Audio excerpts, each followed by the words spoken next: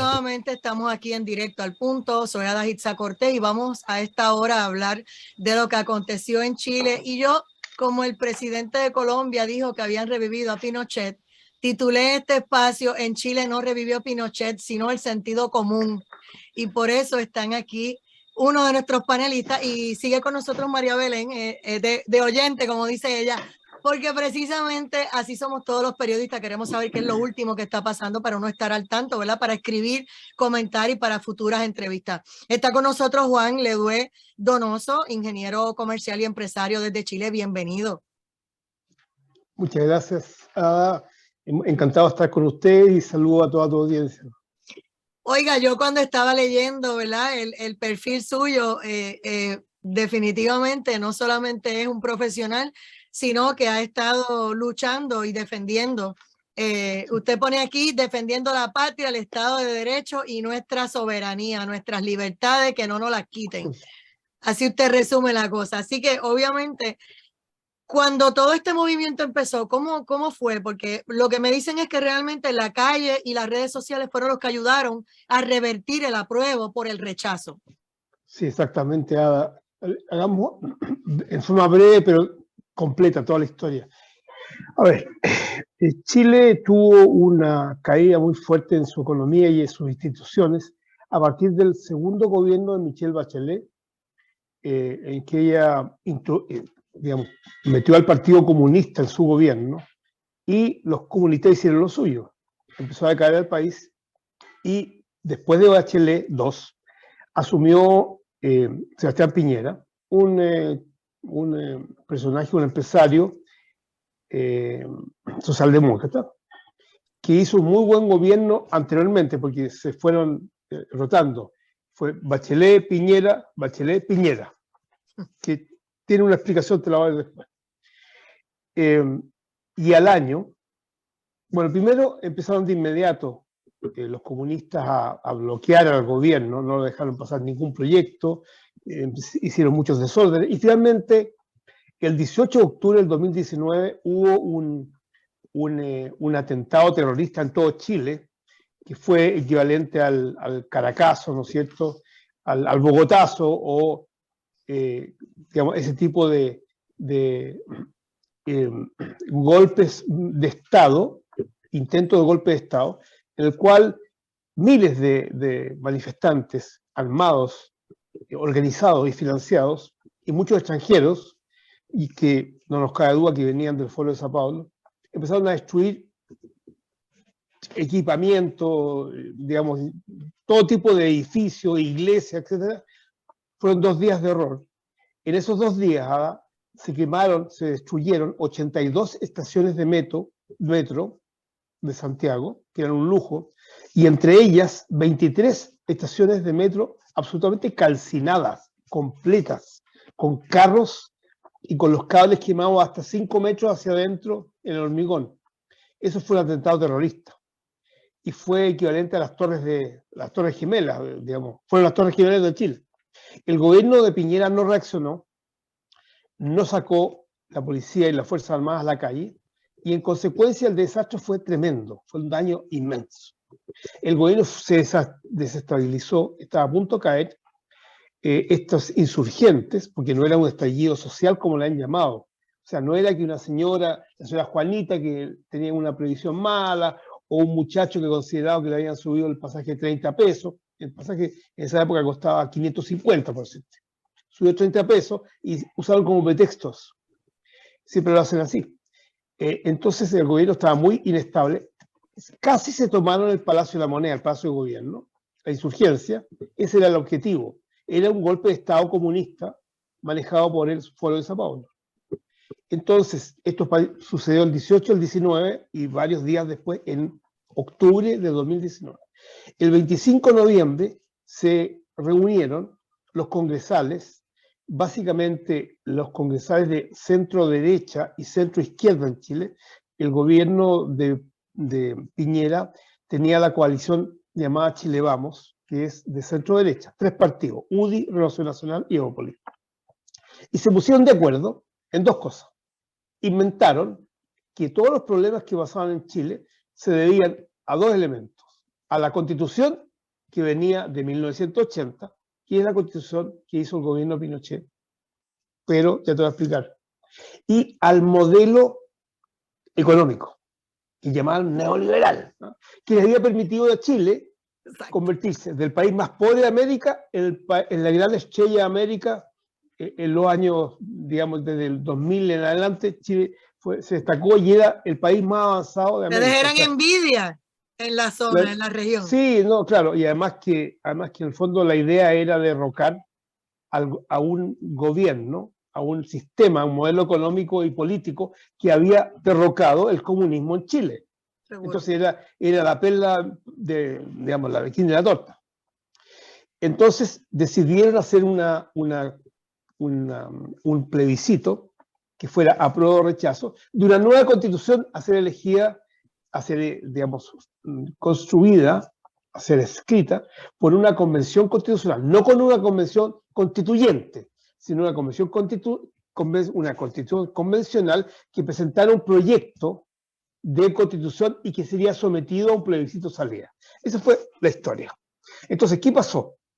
Que el gobierno de Piñera, en su gran parte, se hizo parte del apruebo, hizo campaña para el apruebo. Entonces, era toda la izquierda y el gobierno de Piñera, y con todo el aparato del Estado, haciendo propaganda para aprobar la nueva constitución que se iba a salir del plebiscito salida. ¿Entiendes? Bueno, fue aprobado con un 78% y, digamos, se procedió entonces a elaborar las bases para hacer esta elección de constituyentes o de convencionales. Lo hicieron muy mal, metieron la posibilidad de que se metieran independientes que eran desconocidos, ¿no es cierto? Le dieron escaños reservados, 17 escaños reservados, eran 155 constituyentes y había 17 escaños reservados por el solo hecho de ser considerados o asumidos como indígenas. Grave error. Y entonces, ¿qué pasó? Que se coló la extrema izquierda entre los escaños reservados y los independientes, que eran todos de sectores anarquistas y extremo comunistas de la sociedad. Y entonces esta convención se convirtió en una guarida de Alibaba de extremistas y gente totalmente descerebrada. Muchos de ellos no sabían ni leer ni escribir. O sea, una locura, una locura. Imagínate hacer una constitución para Chile que tiene 200, casi 250 años de vida independiente, y hemos tenido varias constituciones, y Chile tenía todo un prestigio jurídico, ¿no? Instituciones muy sólidas. Bueno, ¿qué pasó? Que se empezó a ver inmediatamente que lo que estaban haciendo, construyendo, escribiendo, era una constitución que era basada en el indigenismo de García Linera, de Bolivia, de Evo Morales, ¿cierto? Chile prácticamente no tiene indígenas, solamente un 10% de la población, que es bastante mixta, es mestiza, tiene etnias indígenas. Pueblos originarios puros no hay en Chile, como la mayor parte de América no lo hay, o sea, 500 y tantos años de vida y de cruce de etnias, ¿no es cierto? Grupos originarios puros no existen. Pero existe gente que es mixta con bastante sangre indígena. Básicamente son los mapuches y los aymara en el norte, ¿no? Aymara también hay en Bolivia y en Perú. Bueno, entonces construyeron una constitución que básicamente era un sistema en que los indígenas iban a ser los privilegiados. Se acababa la igualdad ante la ley, que es algo que viene desde la Revolución Francesa, igualdad ante la ley. Se acabó eso. Era una constitución que privilegiaba a los indígenas, los chilenos, que son el 100%, ¿no? Pero son a lo menos el 90% de mestizos. Chile es un pueblo mestizo. No tenían privilegio, les autorizaba a los indígenas a apropiarse de todos los territorios que podían decir ellos que habían sido ocupados por indígenas, por sus ancestros. Una locura. Sí, pues si es así, entonces sí van a apoderar de todo Chile. De todo, María Belén, si quieres hacer alguna pregunta, sabes que estamos, sí. bienvenida. Bueno, Ajá, y además destrozaba todo el poder político, todo el sistema político chileno, en que había naturalmente división de poderes, un ejecutivo bastante fuerte, presidencialista, un legislativo y un poder judicial, más la Contraloría, el Tribunal Constitucional. Bueno, desarmaba todos los poderes del Estado y los dejaba en la absoluta indefinición y creaba una unidad unicameral y un presidencialismo, un presidente débil. Entonces, básicamente, el poder iba a recaer inmediatamente en esta unidad unicameral, que tenía muchos escaños reservados, y había escaños reservados para todo tipo de instituciones en Chile, de escaños reservados.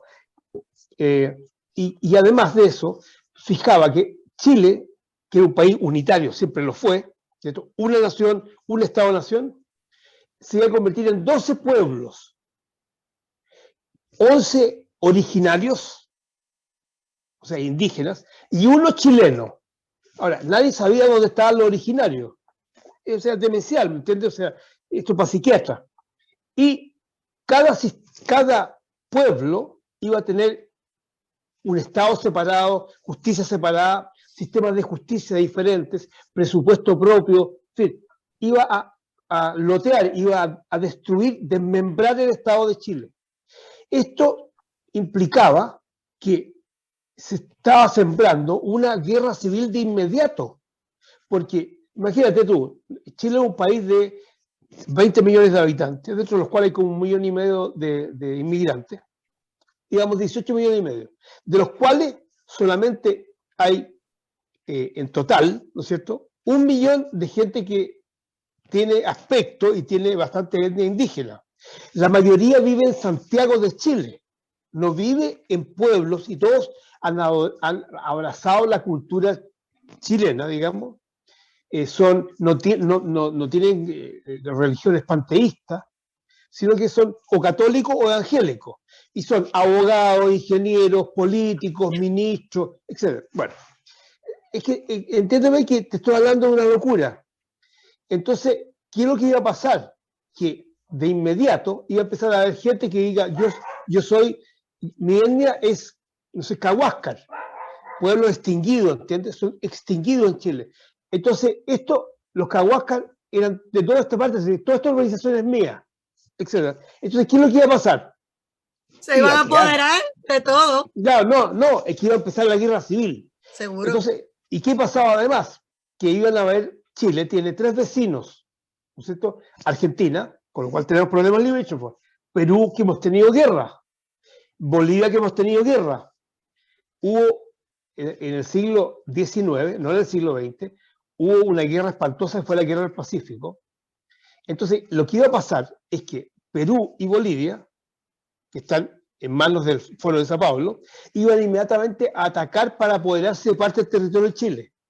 Y Argentina podía tomar territorios de Chile en el sur. Entonces íbamos a tener guerras tribales, guerra civil, guerra con Perú, guerra con Argentina y guerra con Bolivia. Ideal. ¿Qué te parece? Entonces, y el Foro de Sao Paulo ahí claro, pero por supuesto, todo esto, claro, porque esto era una mezcla de locura, esquizofrenia, comunismo, ¿no es cierto?, de tipo stalinista, o sea, y muchos crímenes organizados, porque Venezuela, Cuba, son países narcoterroristas, que es crimen organizado en el poder. Entonces, Chile iba a desaparecer.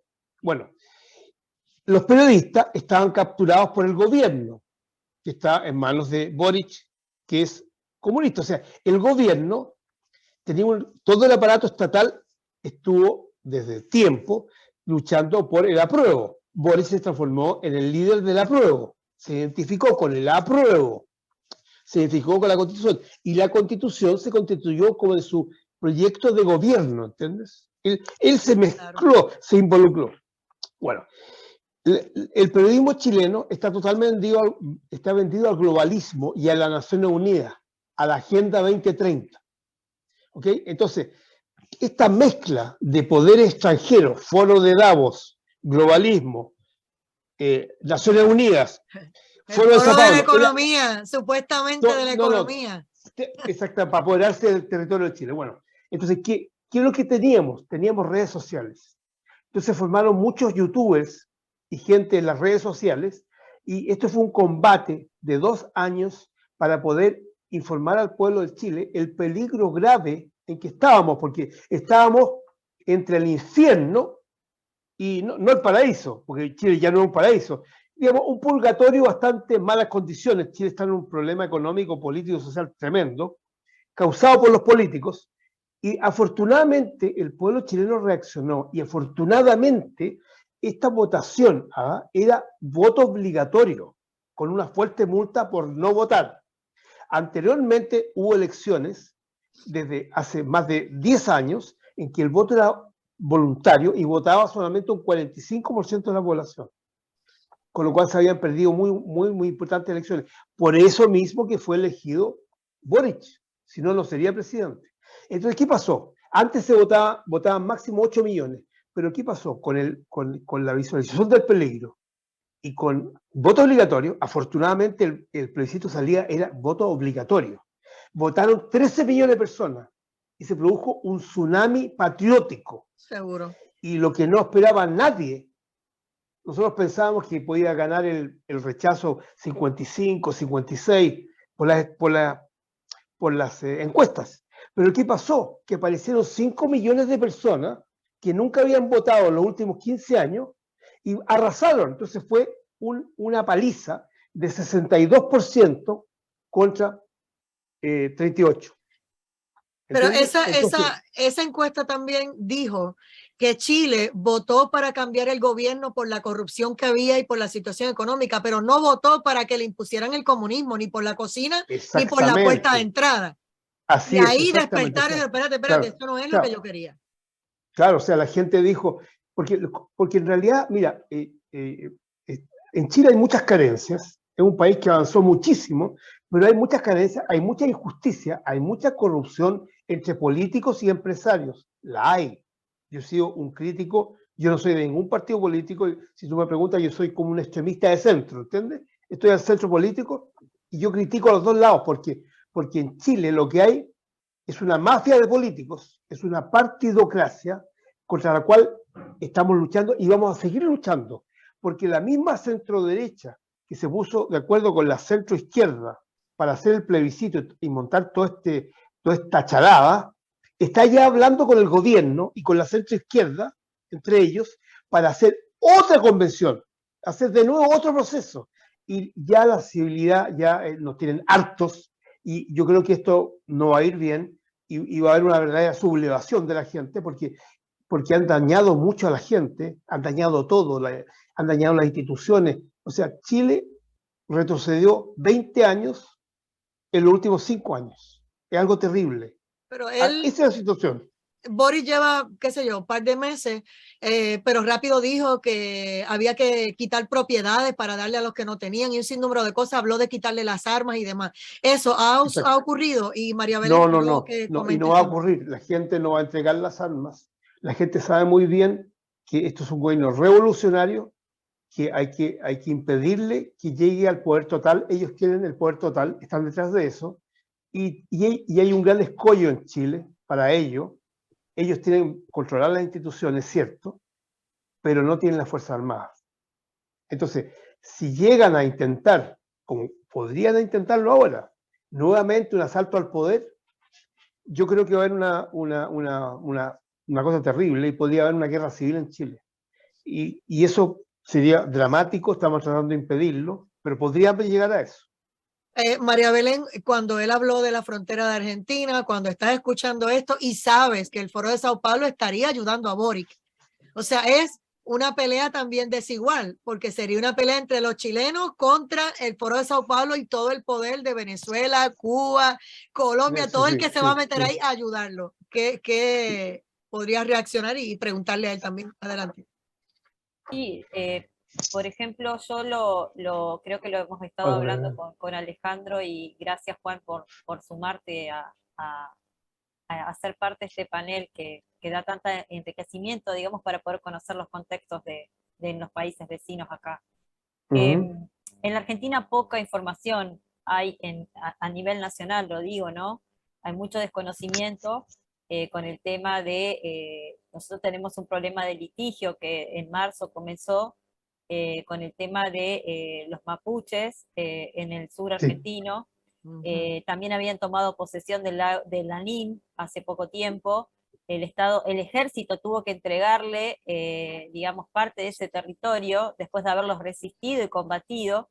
Y, por ejemplo, Chile lo resuelve, obviamente, mandando al ejército. En cambio, en la Argentina no lo resuelve porque Aníbal Fernández se abraza y, digamos, comulga con esta gente. Claro. Tenemos también un referente del Vaticano, que es Juan Grabois, que también está apoyando estas tomas, que empezaron a ser 22 usurpaciones, y estas tomas también tienen que ver con ese movimiento. También hay, digamos, un ala del narcotráfico que reforzó en armas a estas comunidades que tienen tomados estos territorios. No sé si Juan quiere ampliar un poquito eso puntualmente, que es el problema que Argentina tendría con el litigio, el tema de las tomas de las tierras de los mapuches. Sí. Claro, lo que ocurre, sí, lo que ocurre es lo siguiente, que naturalmente el problema mapuche podría desatar un conflicto porque los mapuches quieren llegar del Pacífico al Atlántico. Entonces, cruzar todo el territorio argentino, incluyendo Buenos Aires, ¿no? Pero eso podría ser una cosa muy, muy terrible, porque hay más mapuche en Argentina que en Chile.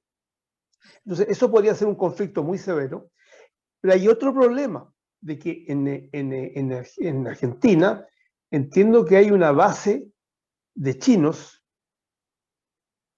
militar y también están metidos los iraníes. Entonces, están metiéndose en América, en muchos países, fuerza, digamos, gente que ha venido de otros continentes. Escuchen, entiendan en Puerto Rico por qué traigo estos temas. Escuchen. Claro, claro.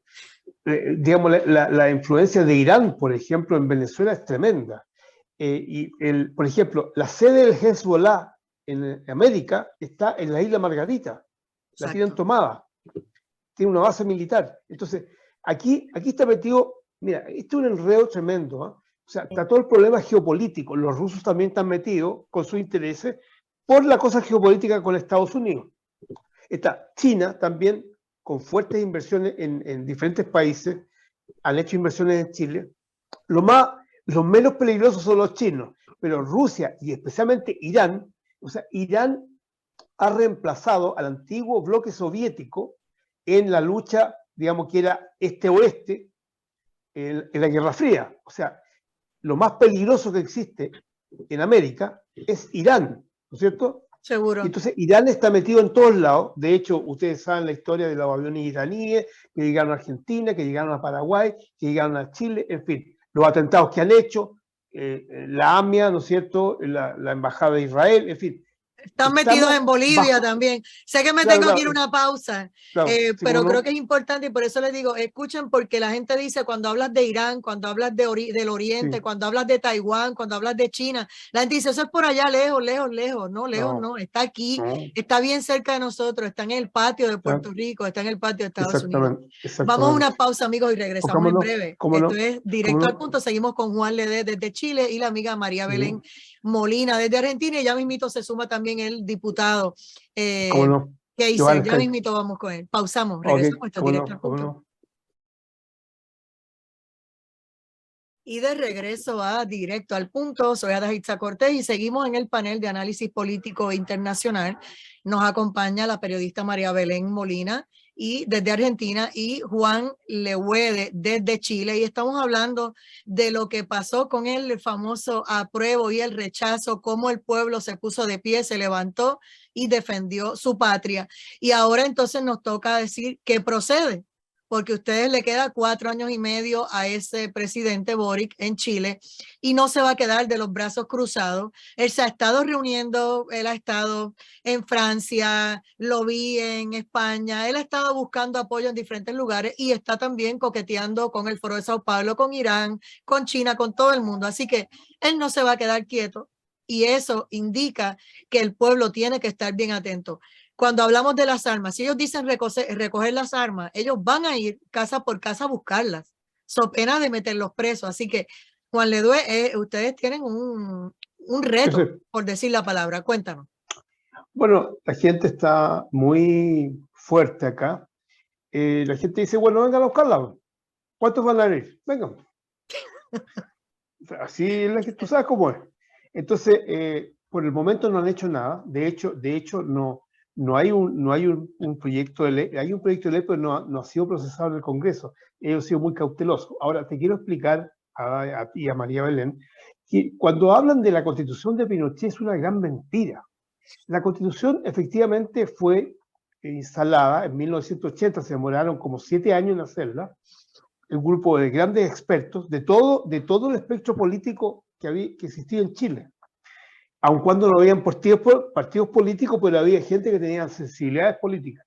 Fue una constitución muy bien hecha, muy institucional, muy bien hecha. Y esa constitución, cuando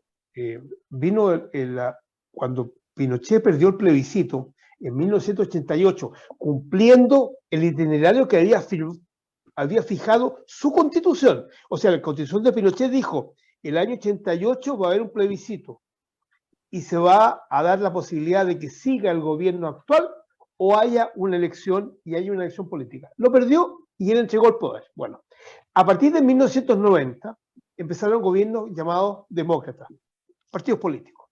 Y desde 1990 hasta la fecha han habido casi 160 transformaciones de la Constitución. La Constitución de Pinochet queda el esqueleto nomás, pero la Constitución actual de Chile está firmada por el presidente Ricardo Lagos, que en el año 2005 se hizo una recopilación completa y él firmó la Constitución con sus ministros políticos. La Constitución actual no es de Pinochet, es de Ricardo Lagos, ese es en honor a la verdad, ¿no?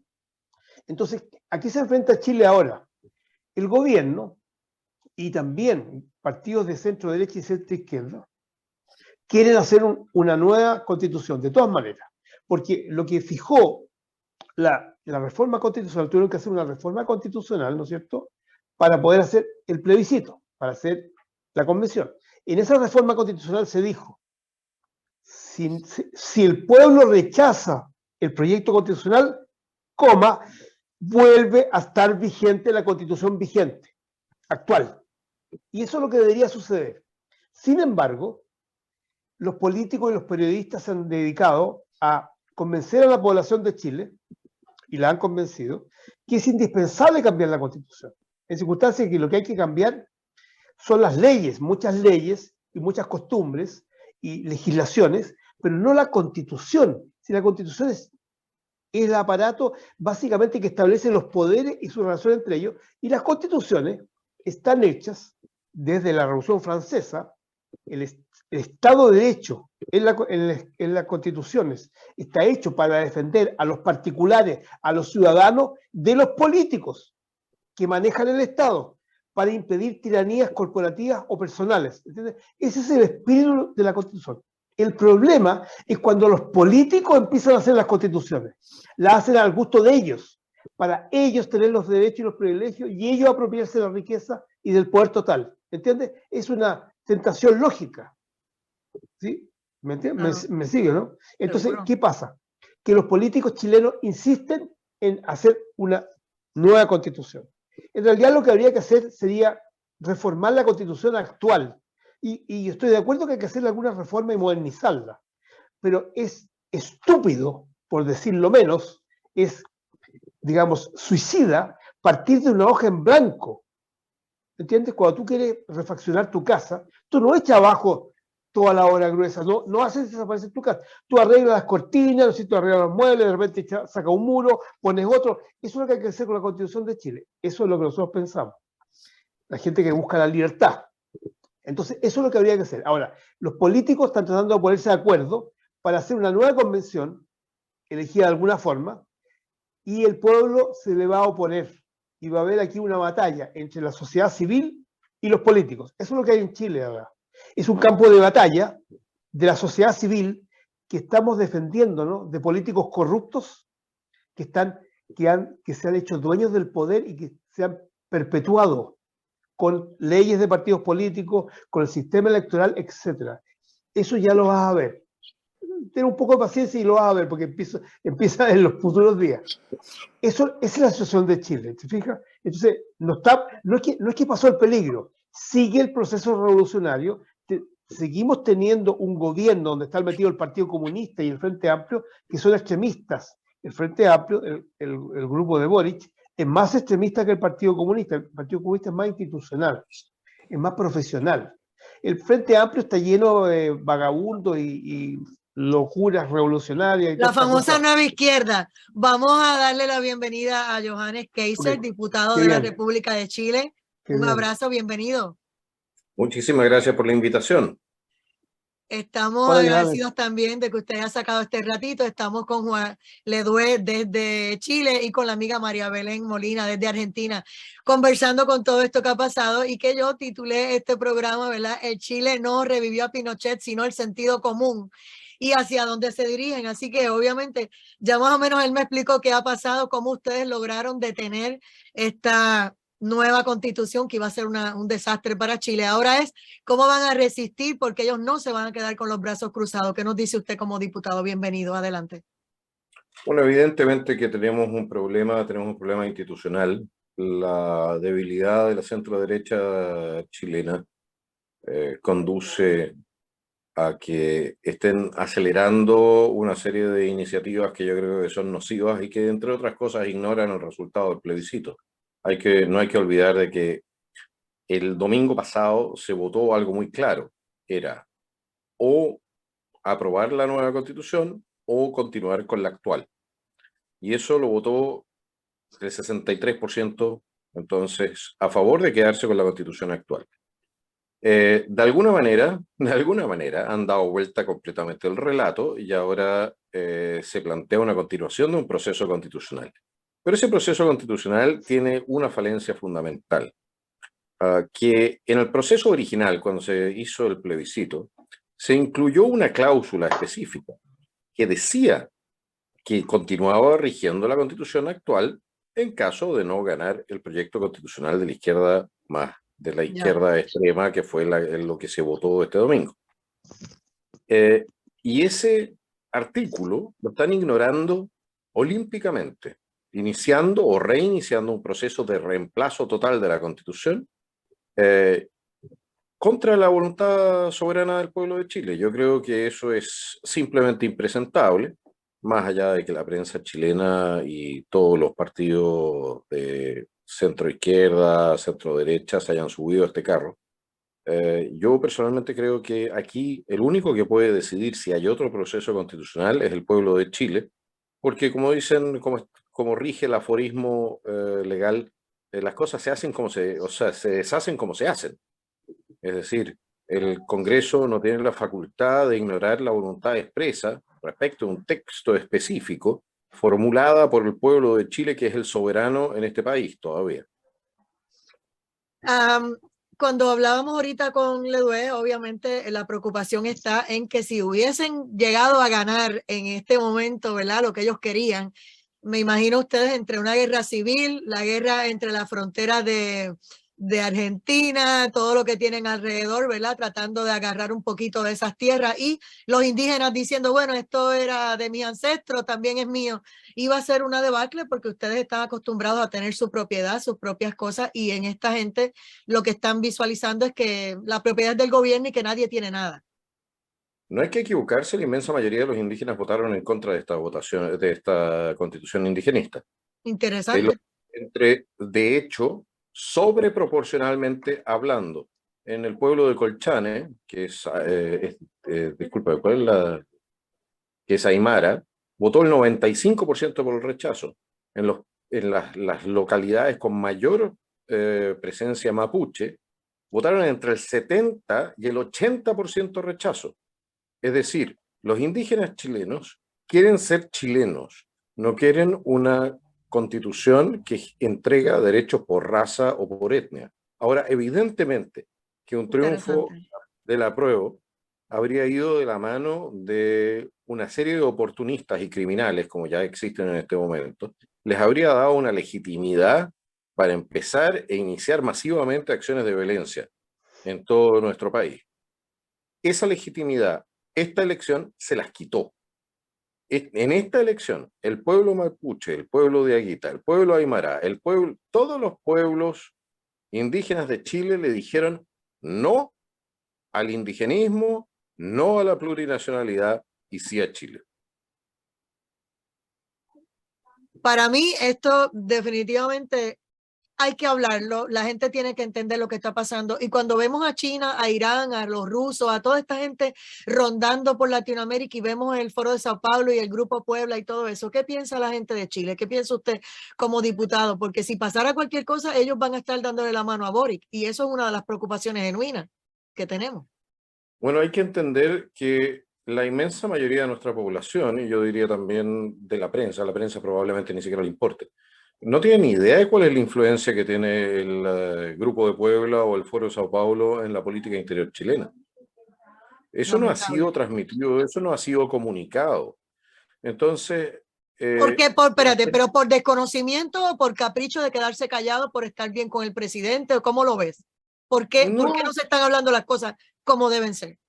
La prensa chilena no hace su trabajo y por lo demás la prensa chilena, con excepciones notables, es bastante partisana. Es tan así que para la elección, para la última elección presidencial, el Colegio de Periodistas se articuló y recomendó votar por el presidente Boric, y para el plebiscito que acabamos de superar, se decantaron también por la opción de la izquierda radical. Es decir, Chile tiene un problema en el cual la opinión pública no necesariamente va de la mano de la opinión publicada, y la opinión publicada está altamente sesgada en dirección a una opción política.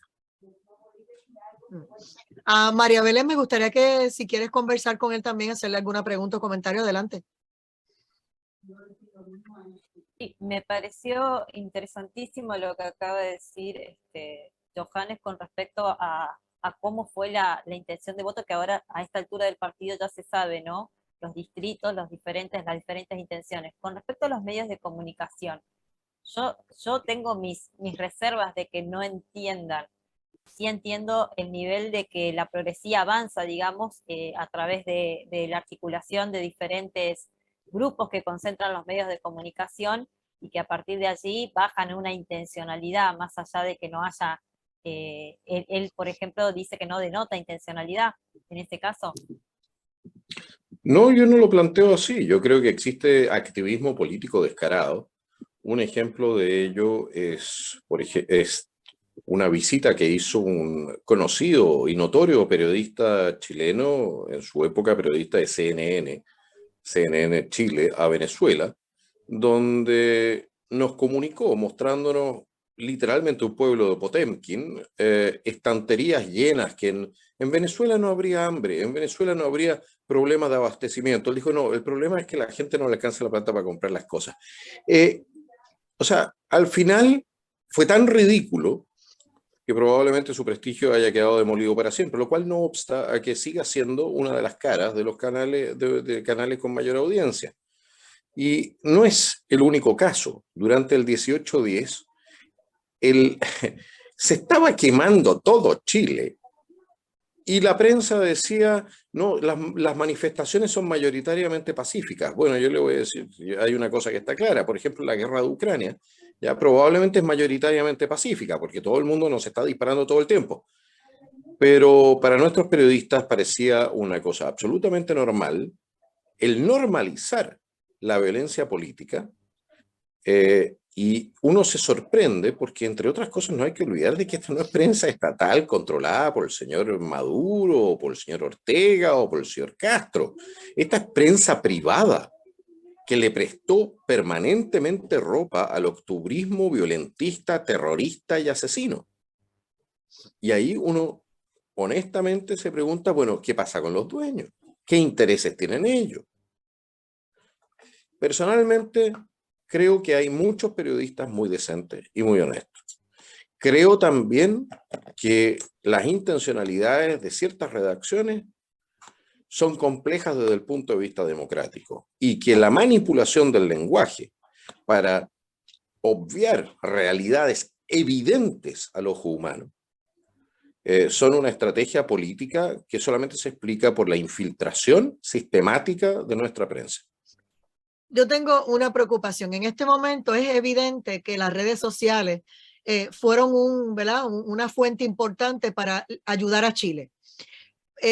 me imagino que ya Boric se dio cuenta igualmente que descuidó ese flanco, ¿verdad? De la derecha, y él no se dio cuenta, no lo vio venir y pensó que él tenía todo, ¿verdad? Perfectamente cuadrado.